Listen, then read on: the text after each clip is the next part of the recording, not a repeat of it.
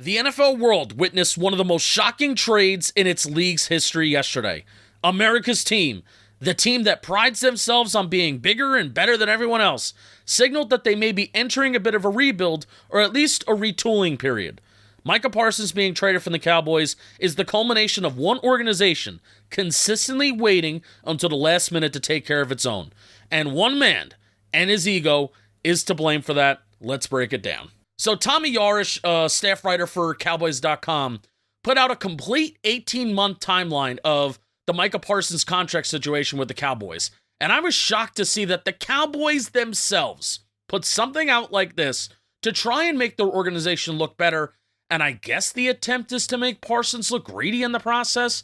I presume that because they start the article with February 2024. Parsons says he wants to be with the Cowboys for life. Now, what's the guy supposed to say when there are two superstar players that need to be extended in front of him while he's still under contract with the team? So, okay, it's understandable that the contracts of Dak Prescott and CeeDee Lamb needed to be worked out first before conversations even started with Parsons, but how the Cowboys approach those extensions ultimately set the table for this bombshell trade to happen on August 28th, 2025. So CeeDee Lamb signed a 4-year, $136 million extension with the Cowboys on August 27th, 2024, and Dak Prescott signed his most recent contract, a 4-year, $240 million extension, on September 8th, 2024. The deal was agreed on just hours before the Cowboys' season-opening game against the Cleveland Browns. We'll get to CeeDee Lamb in a bit, but for Prescott, the posturing by the Cowboys organization to let this situation drag on was completely unnecessary, and it wound up costing them big time in the end. Now, I would have respected the Cowboys if they honestly assessed their situation with Dak Prescott and said, you know, this is a guy who will win us regular season games, but can't win in January. We're going to stand firm and not give him his extension, and even if we have to pay that $40 million dead cap hit for him not to be on the team in 2025, that's what we'll do. But when push came to shove, they didn't do that. Instead, they dragged on negotiations, and the following quarterbacks were extended during the 2024 offseason. Baker Mayfield was signed on March 10th, Jared Goff signed on May 16th, Trevor Lawrence signed on June 14th, Jordan Love signed in July, and Tua signed on July 26th of 2024. Trevor Lawrence and Jordan Love joined Joe Burrow as the QBs who averaged $55 million per season.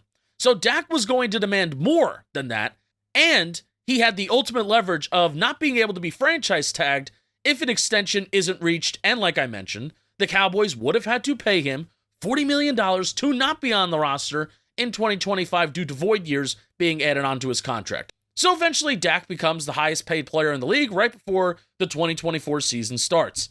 The Cowboys also have this tendency to act like they never have money, and they are the only team in the league that has to pay their good players. Instead of rewarding themselves for good drafting and good process by letting these guys get extended early, they let this process drag on, exhausting both the players involved and the fans who live and die with the team.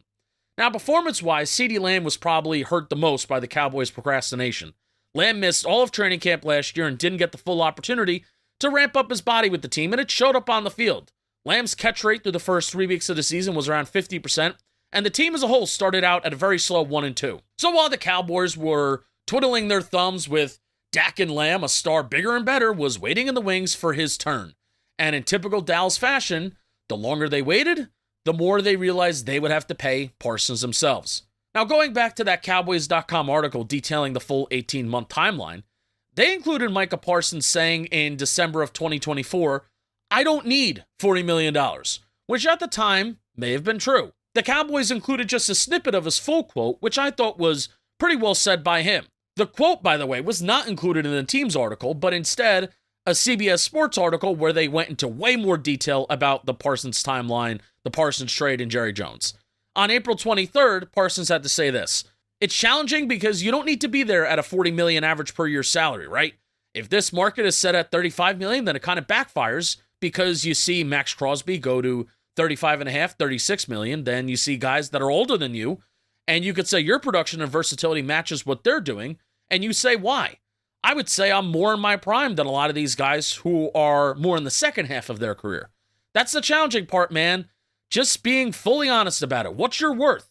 And I don't really think it's about the dollar. I think it's all about how much someone thinks you're worth. Parsons on that same day also said it's extremely important to him to get a deal done before training camp, probably after seeing what his teammate in CeeDee Lamb had to go through last year. So as Parsons is seemingly doing and saying the right things while also being completely honest about his situation, there's Jerry Jones, who was playing a game of his own. Starting in January, where Jerry said he and Parsons would talk more at the Cotton Bowl about his contract and the team moving forward. From that conversation and launch point to begin the offseason, it seemed like Jerry Jones was insistent on taking matters into his own hands and negotiating with Parsons himself on a new contract instead of the typical agent to owner, or in this case, owner to GM dynamic. Why did Jerry Jones insist upon talking with Parsons himself instead of with his agent? I'm sure Jones had his reasons and fans have their theories as to why as well. But for me, it comes down to the ego that is the size of Texas that Jerry Jones has. Quote, an agent's not something you should be worrying about. The agent is not a factor here of something to worry about. And I don't know his name. And so my point is, I'm not trying to demean him in any way, but this isn't about an agent. The agent doesn't have one thing to do with what we're trying to do when we get on a football field against a team. Micah does. To the degree that I'm involved in, I do. The people that have something to do with what we're going to do moving forward, relative to our fans and football, are me and the player, not the agent. Frankly, most people that negotiate with me will tell you that it was better off than negotiating with anybody else. Stephen Jones or anybody involved. This is not uncommon. I negotiated directly as far back as Emmitt Smith and Deion Sanders. We, by the way, have maintained relationships that have lasted well past their playing days. Bragging about the relationship you have with players that were on your team at least 25 years ago, give me a break, man. This led Parsons to state that very same day, David is the very best, and I will not be doing any deal without my agent involved.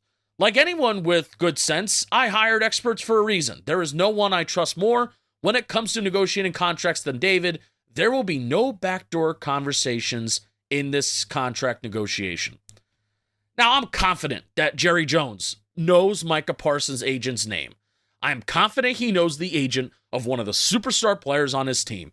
If he doesn't know Damone Clark's agent, okay, I can buy it. But again, this posturing that he can take this situation, fix it, and make it whole because he is Jerry Jones, the owner of the Dallas Cowboys, his ego is the one that is getting in the way of taking care of one of his best players.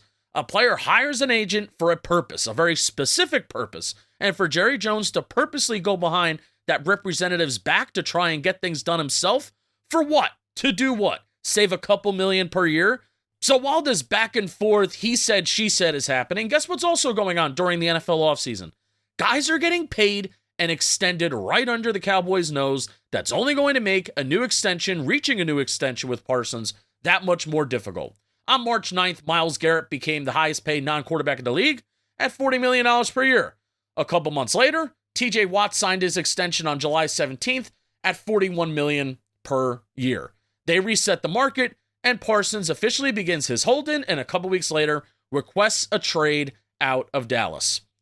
So 2 first-round picks and Kenny Clark for a player who gets legitimate Lawrence Taylor comparisons. The Cowboys deserve everything that they have coming to them for over a decade straight. They had Super Bowl rosters littered with talent.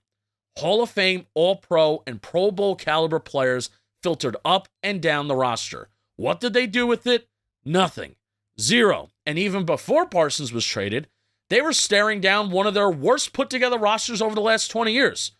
So, okay, trade Parsons to start a rebuild. Let's look at where those first-round picks are probably going to turn into that they got from the Green Bay Packers.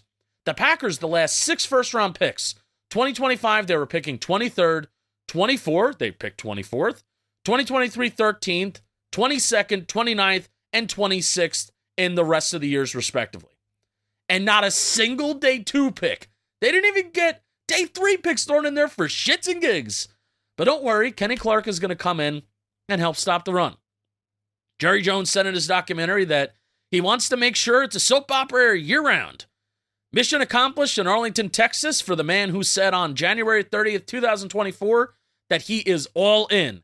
And almost 600 days later, it feels like that couldn't be further from the truth.